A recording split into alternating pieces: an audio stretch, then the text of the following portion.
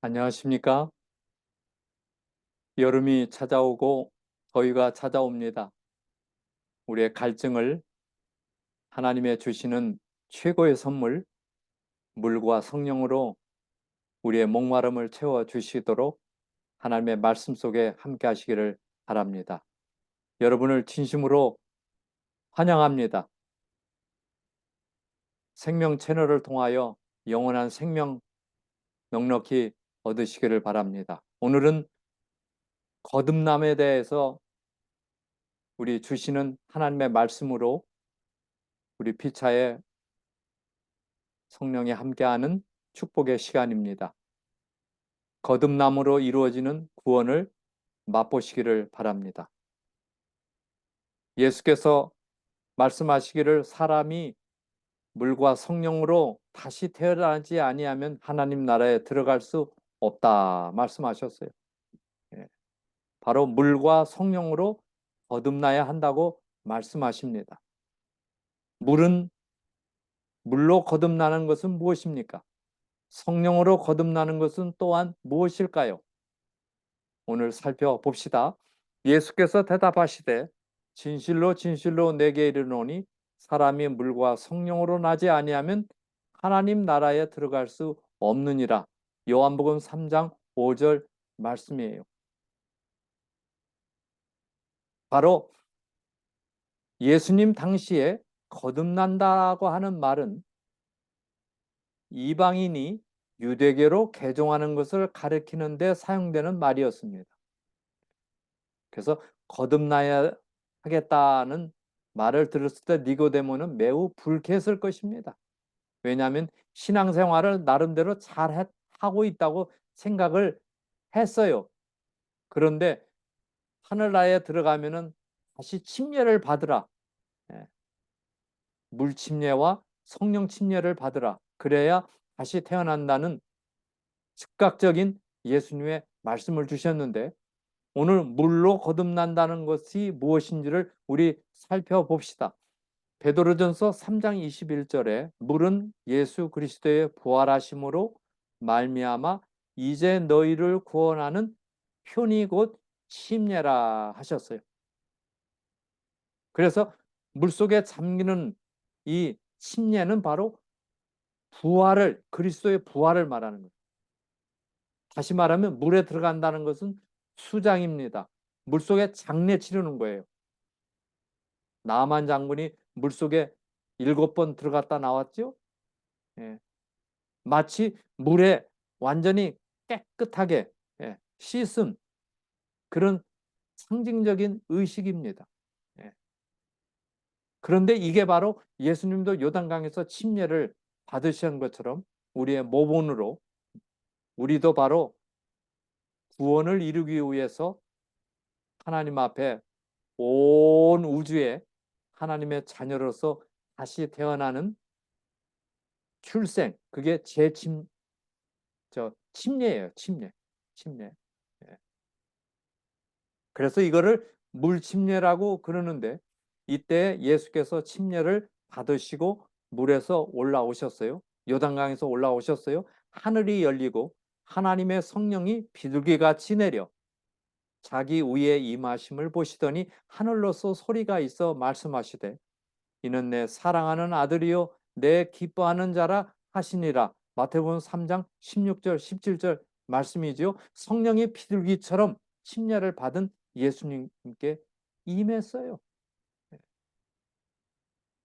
이것이 굉장히 큰 구원에 있어서 아주 중요한 이름을 말씀하십니다. 너희는 온 천하에 다니며 만민에게 복음을 전파하라. 믿고 침례를 받는 사람은 구원을 얻을 것이요 믿지 않는 사람은 정죄, 심판을 받으리라. 마가복음 16장 15절 16절에는 믿고 침례를 받는 사람은 하나님의 선물을 얻는다. 이렇게 확실하게 말씀을 주시지요. 침례의 의미는 뭐예요? 물은 예수님의 부활하심으로 너희를 구원하는 표라 그러셨어요. 바로 물은 침례를 의미합니다. 물로 거듭나지 아니하면 하나님 나라에 들어갈 수 없다. 예. 침례를 통해 거듭나지 아니하면 하나님 나라에 들어갈 수 없다고 바꿀 수가 있겠죠. 예. 그래서 물, 곧 침례는 구원의 표입니다. 마치 남녀가 서로 개인적인 약속으로 부부가 되는 것이 아니듯 무엇을 통과합니까? 결혼 예식을 통과합니다. 그래서 이 두 남녀는 부부라고 선포를 하는 것입니다. 그래서 이 침례는 로마서 6장 3절과 4절에는 굉장히 중요한 의미가 거기에 있어요. 장례라고 그래서 장례. 무릇 그리스도 예수와 함께 침례를 받은 우리는 그의 죽으심과 합하여 침례 받은 줄을 알지 못하느뇨. 그러므로 우리가 그의 죽으심과 합하여 침례를 받음으로 그와 함께 장사되었나니, 장사라는 말은 장례란 말이에요. funeral. 이는 아버지의 영광으로 말미암아 그리스도를 죽은 자 가운데서 살리심과 같이 우리로 또한 새 생명 가운데서 행하게 하려 함이니라. 죽음이 있은 다음에는 하나님의 은혜를 입어 부활이 있는데, 그것은 살리심이에요. 살리심. 새로 태어나는 거예요. 예. 그래서 이것이 굉장한 은혜예요. 은혜. 하나님의 선물입니다. 예. 오늘 우리는, 저도 1975년 6월 21일 삼육대학 호수 의명호에서, 그 호수에서 침례를 받았습니다. 저를 침례 준 분은 송권 목사님이셨어요. 예. 그날을 잊을 수가 없는 것입니다. 왜냐하면 중생일, 다시 태어난 날이기 때문에. 물론 부모님을 통하여 이 세상에 태어난 날이 있지만은 모든 하늘 갈 시민을 가질 가족이 될 사람은 두 번째 생일, 거듭난 날, 다시 태어난 날, 장례를 치르고 다시 부활한 날, 살리심을 받은 날, 얼마나 중요한 날이에요. 정결은 씻음으로가 아니고 죽고 다시 예, 삶으로써 이루어진다. 그래서 이 물 침례는 바로 내가 죽고 다시 태어나는, 이리가 양이 되는 놀라운 예식이에요. 예. 그래서 오늘 우리는 이것을 통하여 그리스도가 십자가에 못 박혀졌듯이 내 자아는, 이 타고난 이 죄의 본성, 이 자아는 완전히 죽는 것입니다.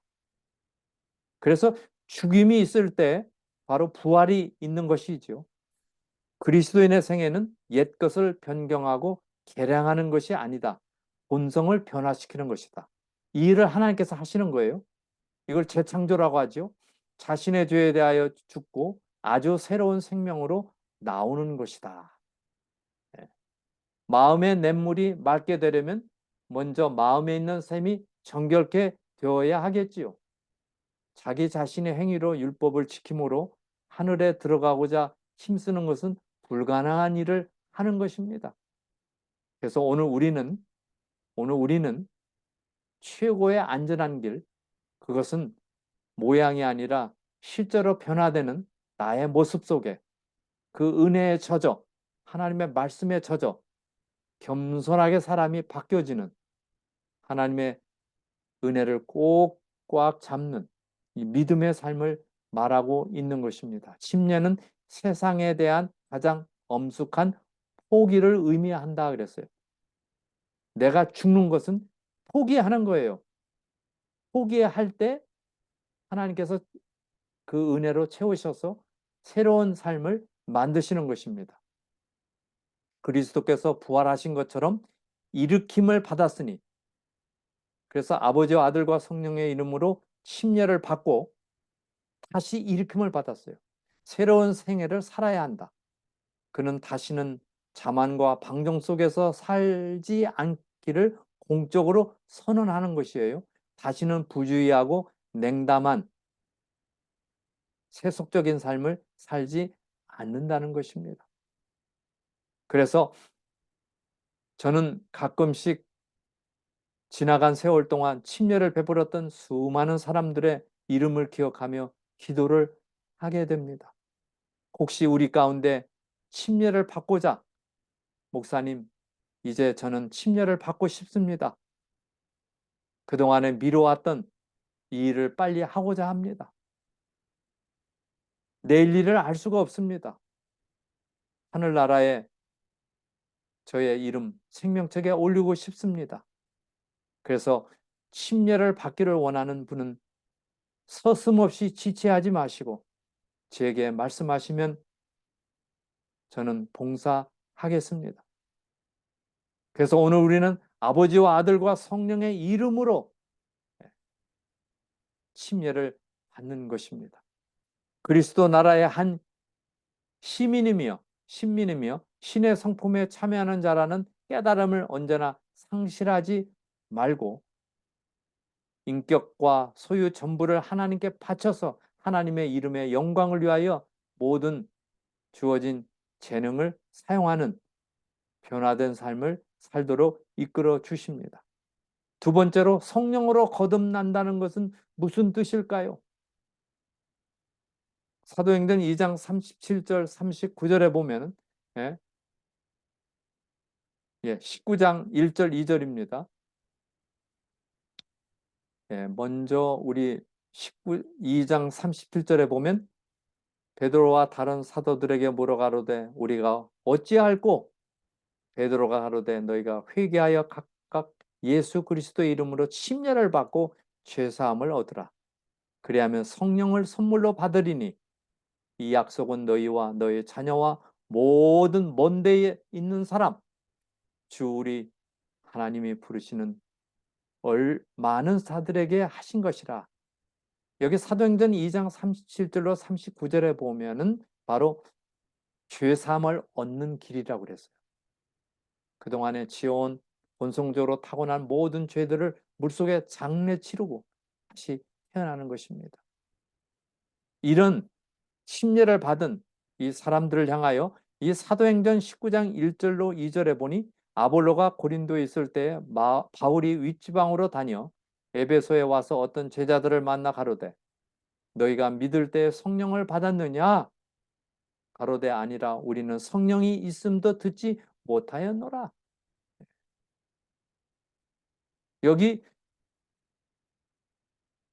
고린도에 있었던 이야기인데요. 성령을 듣지도 못했다는 말을 듣고 성령을 소개하면서 성령을 바울이 구하고 그들에게 성령이 임하기를 간구합니다.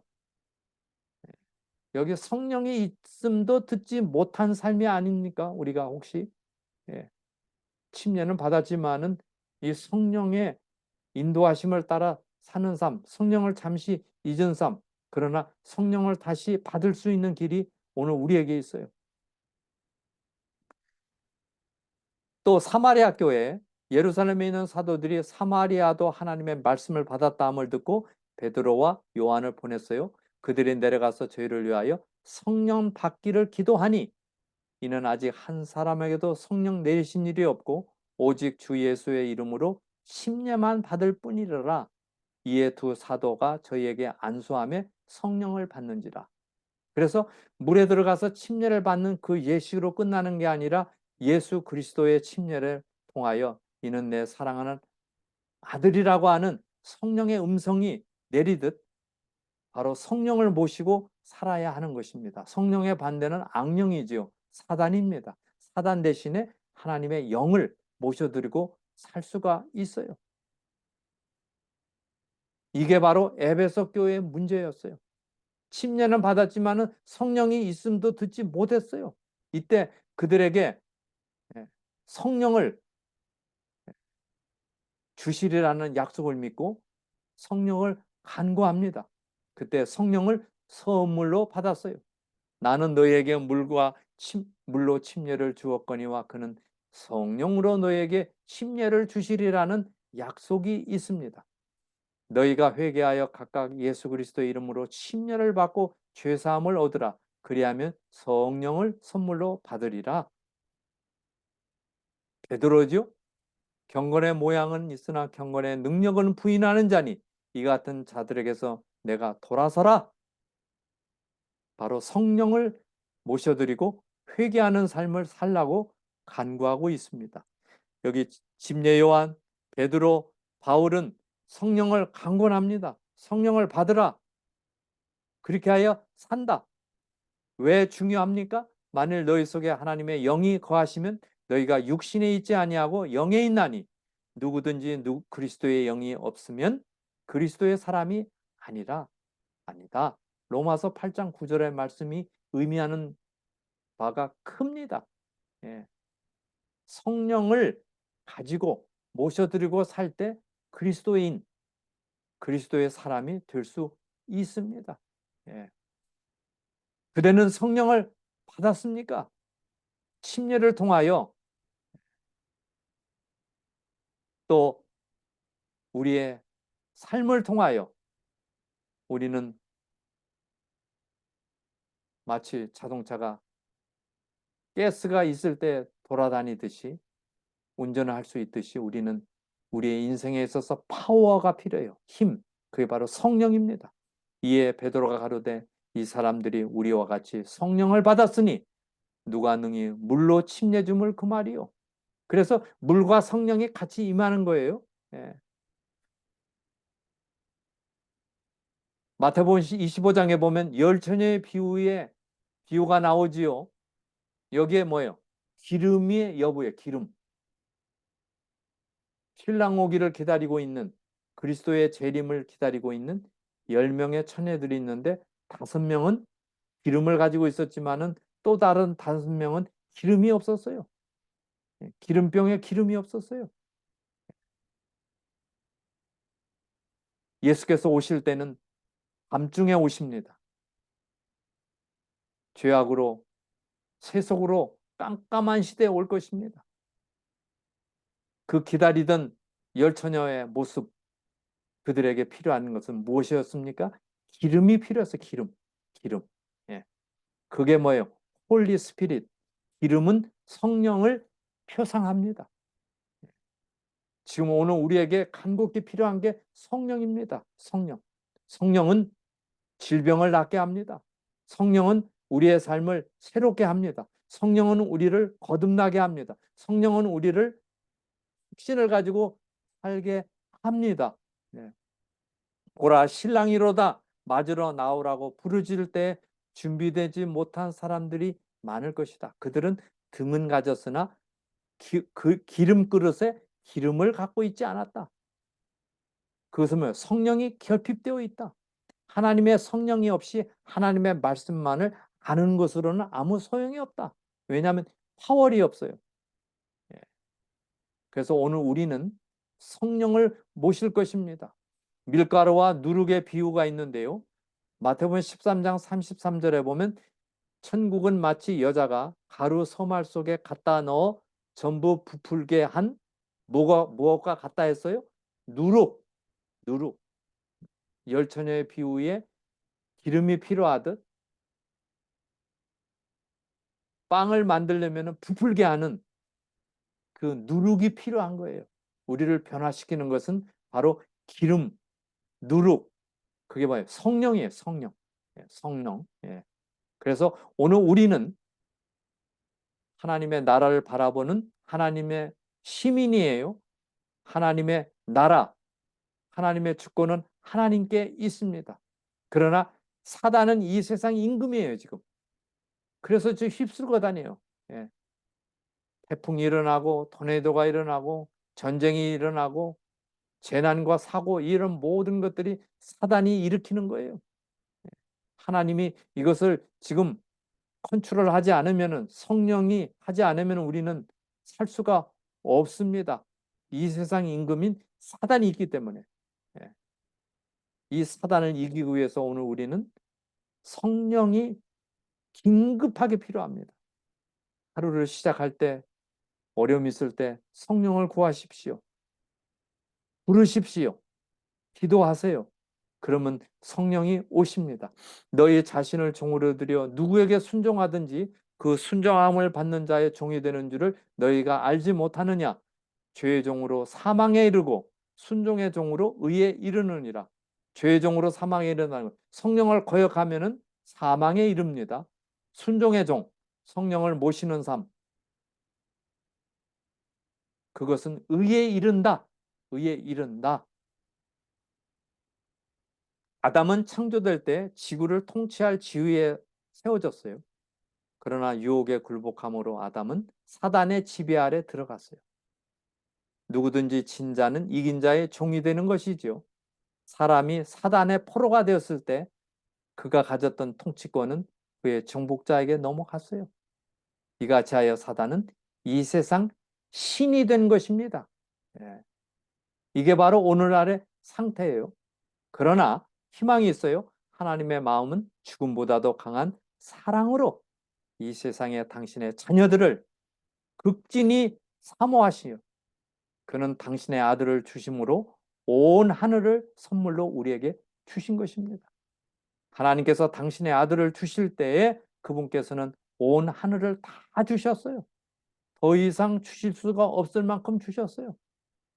이게 바로 모든 좋은 것들이 빛들의 아버지인 하나님께로부터 우리에게 내려져 오고 있습니다. 그 가운데 중요한 게 바로 성령입니다. 성령. 예. 천국은 마치 여자가 가루 서말 속에 갖다 넣어 전부 부풀게 한 누룩과 같다. 예. 인간은 타락했어요. 총명이 어두워지고 무지함과 마음이 굳어짐으로 하나님의 생명에서 떠나 있는 삶이에요. 혹시 우리 가운데 나의 삶이 이렇지는 않습니까? 인간의 타락한 본성이에요. 여기에 여기에 여기에 무슨 일이 벌어져요? 예, 예. 자, 죄송합니다. 여기에 바로 누룩. 예. 누룩이 왔을 때 어떻게 돼요? 예.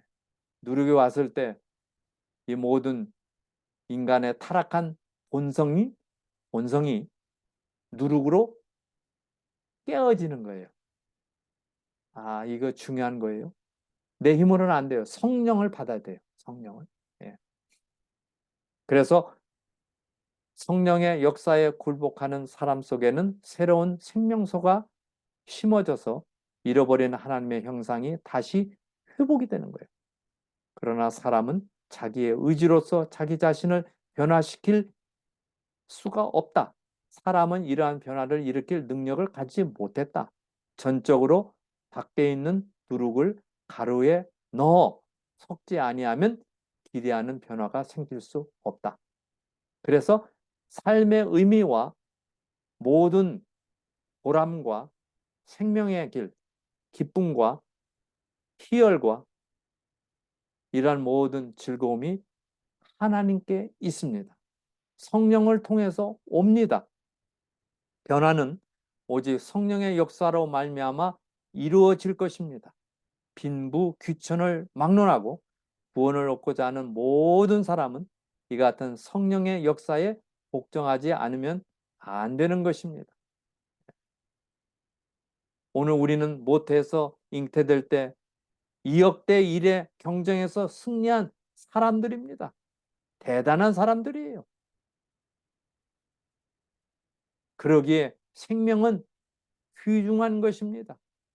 그러기에 오늘 우리를 영원히 살리고 살게 하시고 생명의 길을 가도록 우리를 이끄시고 우리를 부르시고 택하신 것입니다. 하나님의 부르심에는 후회함이 없습니다. 없어요. 예. 그래서 부풀어 오른 변화된 삶으로 누룩이 바꿔줄 것입니다. 예. 누룩이 바꿔져요. 새로운 삶. 예. 새로운 삶. 그래서 오늘 우리는 그리스도를 영접할 때 이미 성령을 선물로 주셨습니다. 예. 너희가 믿을 때 성령을 받았느냐고 했어요. 믿음 이후에는 성령을 이미 받고 사는 삶이 되어오는 것입니다. 그래서 타고난 본성이 부드러워지고 억제되며 새로운 사상과 감정과 삶의 동기가 새롭게 심어지는 것입니다. 이게 바로 우리의 갈 길이죠. 가루 속에 감추인 누룩은 사람이 모르는 사이에 그 모든 가루를 부풀게 하지요. 진리의 누룩도 사람이 모르게 조용히 끈기 있게 마음을 변화시키는 것입니다. 저와 여러분을 이렇게 새롭게 변화시키는 우리 하나님께 감사를 드립니다. 하나님의 크신 은혜가 우리 모두에게 함께 하시기를 바랍니다.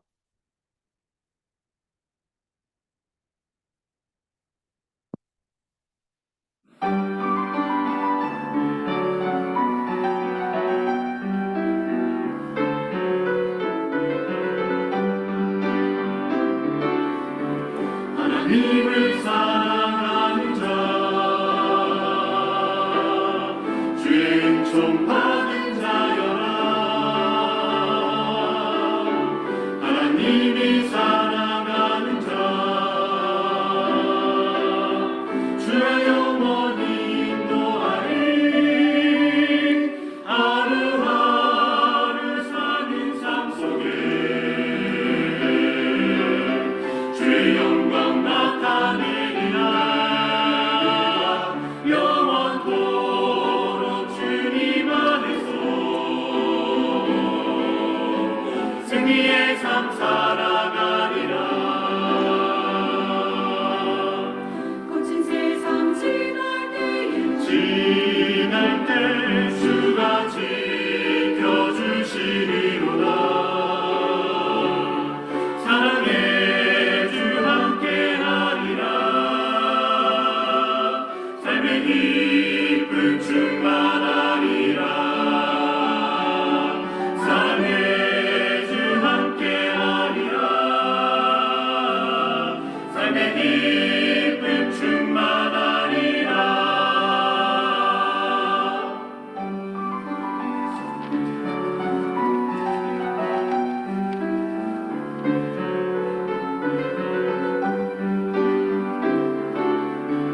하나님을 사랑하는 자,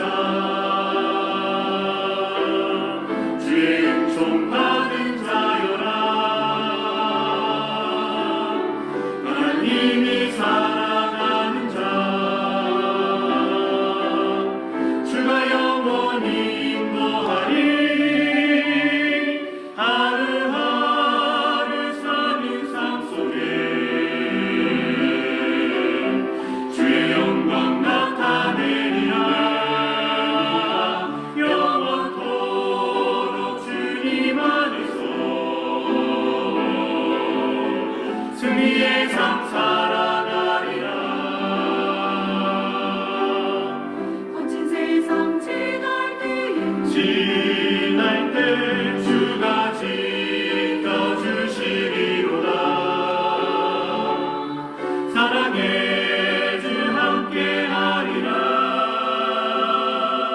삶의 기쁨 충만하리라. 사랑의 주 함께하리라. 삶의 기쁨 충만하리라.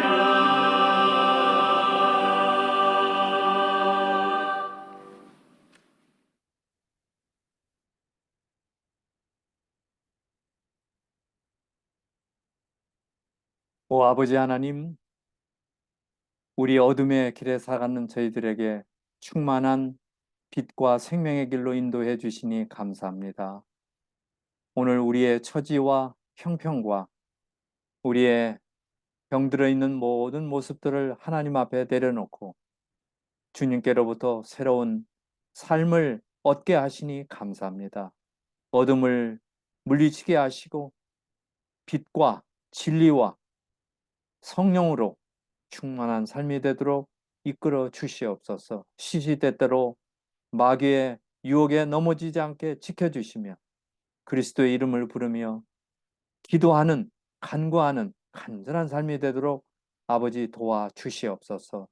슬픔을 당한 자에게는 위로와 함께 하시고 또 여러 가지 가정에 어려움이 있는 곳에는 주께서 은혜 주셔서 그 모든 일들이 해결되도록 이끌어 주시며 경제적으로 어려운 가정이 있거든 풍족한 하나님의 은혜의 손길이 같이 해 주시옵소서. 특별히 질병으로 고통당하는 주의 종들을 어여삐 보시고 긍휼을 베풀어 주시며 다시 한번 성령으로 말미암아 힘입어 새로운 삶, 회복되는 삶, 건강한 삶 이루어지도록 아버지 도와주시옵소서. 우리에게 주신 자녀들을 위해서 기도합니다.